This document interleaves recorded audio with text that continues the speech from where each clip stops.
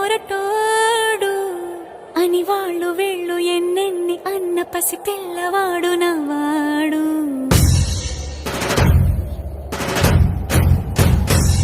విడుముండోడు అని ఊరు వాడ అనుకున్న గాని మహారాజు నాకు నవ్వాడు.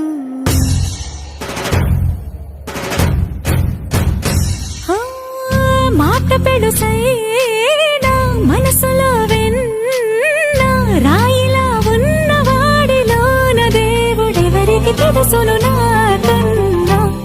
సూసేకి అగ్గిరవ్వ మాదిరే ఉంటాడు.